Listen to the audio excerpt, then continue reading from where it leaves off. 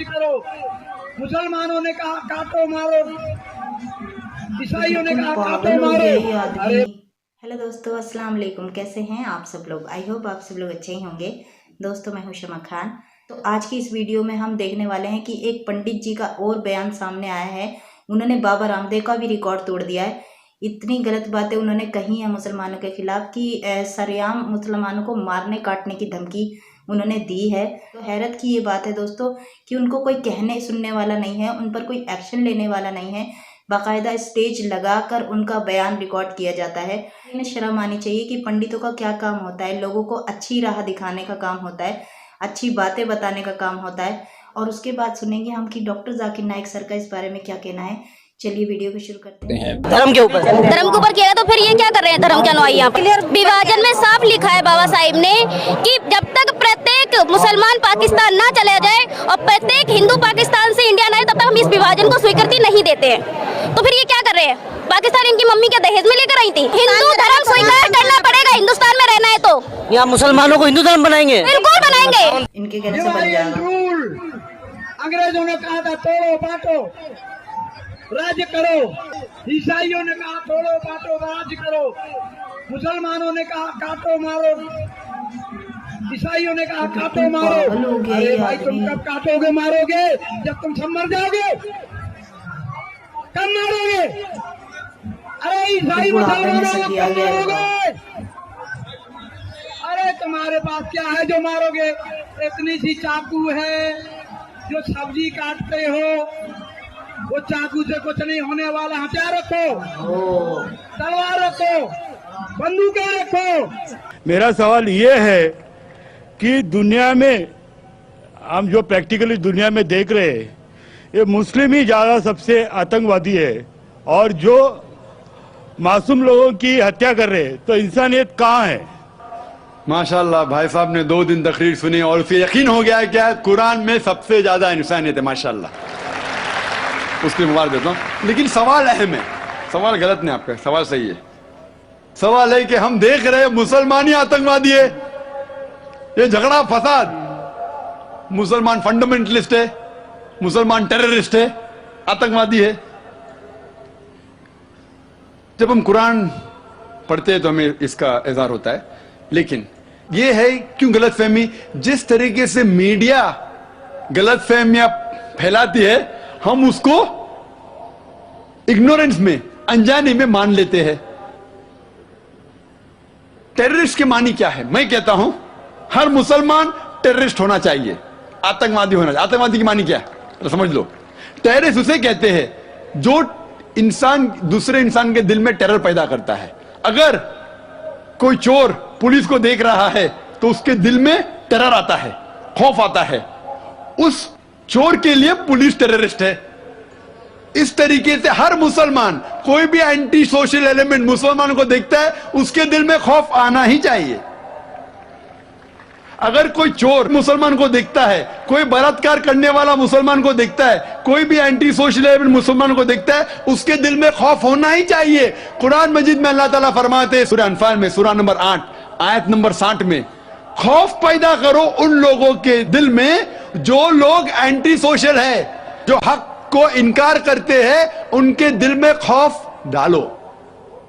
लेकिन सवाल यह है कि कई बार एक शख्स एक काम करता है, उसे 2 लक़ब दिए जाते हैं।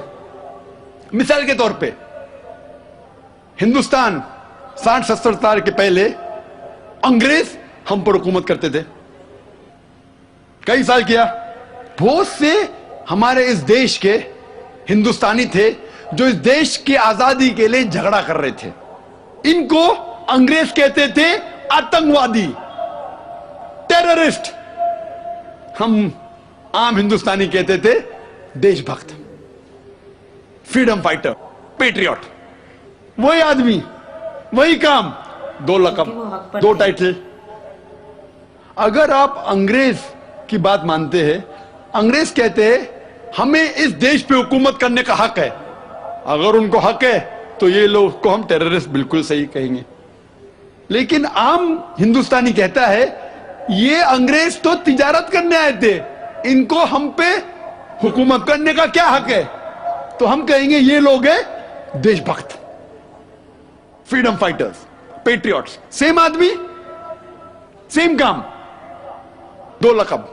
वही आदमी, वही काम, दो लकब। अगर आप अंग्रेज की बात को मानते हैं कि अंग्रेज को हक है इस देश पे हुकूमत करने का, हम मानेंगे कि वो आतंकवादी है, चाहे वो भगत सिंह हो या, लेकिन आम हिंदुस्तानी कहेंगे नहीं, ये तो देशभक्त है।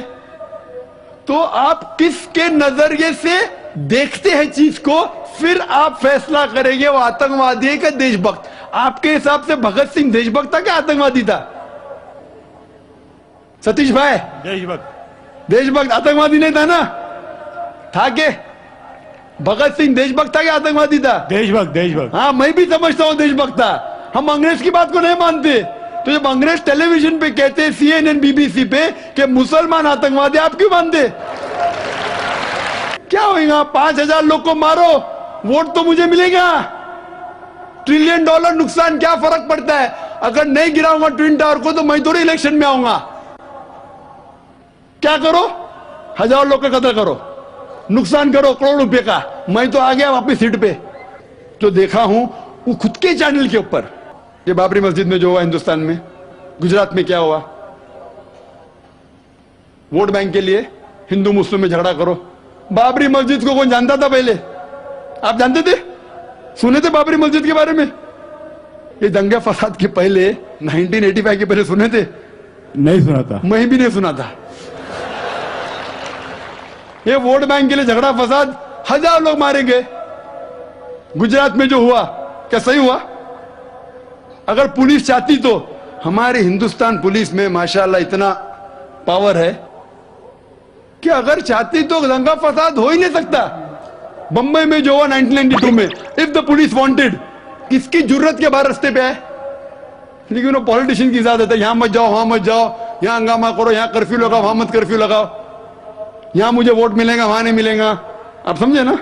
तो ज्यादातर चाहे इंग्लैंड में हो या अमेरिका में हो या हिंदुस्तान में हो, कोई भी पॉलिटिशियन हो, तो पॉलिटिशियन की हरकतों की वजह से, जैसा मैं कल कहा, तो लेबल लग गया अभी मुस्लिम लोग पे टेररिस्ट। अगर आप जानते गुजरात में कितने लोग के मां का अपने आंख के सामने बलात्कार हुआ, बलात्कार करने वाला पड़ोसी है, उसके ऊपर कोई एक्शन नहीं लिया जा रहा है, तो वो कानून अपने हाथ में लेता है, गलत करता है, हम भी लेते हैं, क्या करें? सब समझ रहे? तो हमें यही जानना चाहिए इस आतंकवाद की जड़ क्या है। तो हमें जड़ पे जाना चाहिए और जड़ को खत्म करना चाहिए। अगर हम एक हो जाएंगे, अपनी किताब एक खुदा में माने, सिर्फ खुदा से डरे, जो खुदा की बात मानता उसको वोट दे, ना कि दंगे फसाद करे। अब समझ रहे? तो इंशाअल्लाह अमन होगा। और आप देखेंगे इसके बावजूद, इतना होने के बावजूद, अमेरिका में एक न्यूज है कि 9 महीने बाद 11 सितंबर के बाद 34,000 अमेरिकन ने इस्लाम कबूल किया। क्यों? जितना मीडिया इस्लाम के खिलाफ बात कर रही है, उतना ही इस्लाम फैल रहा है। मैं जब तकरीर करने जाता था 11 सितंबर के पहले अमेरिका में, मजमा होता था माशाअल्लाह हजारों लोग का, ये अमेरिकन बहुत कम आते थे। अभी जाता हूं तो बड़ी तादाद है। ये जानना चाहते क्या इस्लाम में? आप भी आ जाए, शायद 11 सितंबर के पहले नहीं आते थे, बराबर कि नहीं? आप जानना चाहते क्या मजहब है ये आतंकवादी मजहब, मैं भी तो देखूं, आके मुतासिर हो गए क्या नहीं? अल्हम्दुलिल्लाह। डंके की चोट पे कहता हूं, मैं क्यों डरूं किससे?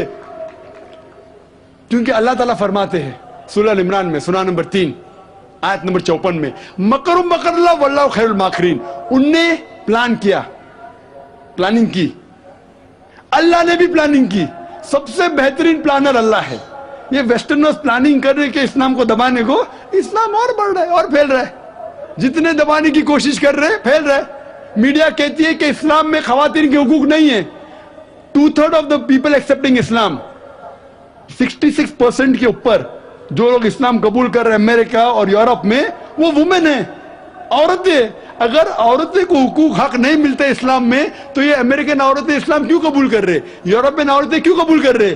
क्योंकि इनको इस्लाम में जितने खराबी दुनिया में है उसका हल मिल रहा है।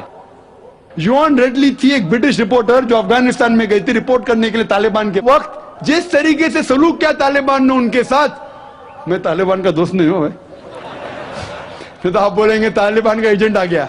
मैं ना बिन लादेन को जानता हूं ना कोई तालिबान को जानता हूं, हक की बात कहता हूं, डरता नहीं हूं। अगर ब्रिटिशर्स ने कहा कि भगत सिंह टेररिस्ट है, मैं उनके खिलाफ हूं, डरता नहीं हूं। तो युआन रेडली ने इस्लाम कबूल किया, बाद में गई थी खिलाफ लिखने के लिए, मुतासिर हो गई, मुस्लिम बन गई। तो इसीलिए हमें हक की तहकीक करना चाहिए और हमें जो लोग हक के खिलाफ है उनके साथ जंग करना चाहिए, तभी इस दुनिया में अमन होगा। कितनी बड़ी बड़ी बातें उन्होंने बोली हैं। मतलब मुसलमानों को तो टेररिस्ट का नाम दे दिया जाता है, उनको बदनाम किया जाता है, लेकिन ऐसे लोगों को क्या कहा जाएगा जो इंसानियत को सरेआम कत्ल करने की बात कर रहे हो। ये कोई इंसानियत की बात कर रहे हैं? तो जो समझदार लोग हैं वो तो इनकी बहकाए में आते नहीं हैं, लेकिन जो बेवकूफ़ लोग हैं वो तो इनके बहकाए में आ ही जाते हैं, जबकि उन्हें खुद भी नहीं मालूम होता कि असल में बात क्या हो रही है और हम किस पर बोल रहे हैं सिर्फ। तो चलिए दोस्तों, आज के लिए इतना ही। अगर आपको वीडियो पसंद आई हो तो प्लीज़ लाइक कीजिएगा, सब्सक्राइब कीजिएगा, कमेंट में मुझे ज़रूर बताइएगा कि आपको वीडियो कैसी लगी। चलिए दोस्तों, मिलते हैं अगली वीडियो में, तब तक अपना ख्याल रखिएगा। अल्लाह हाफिज़।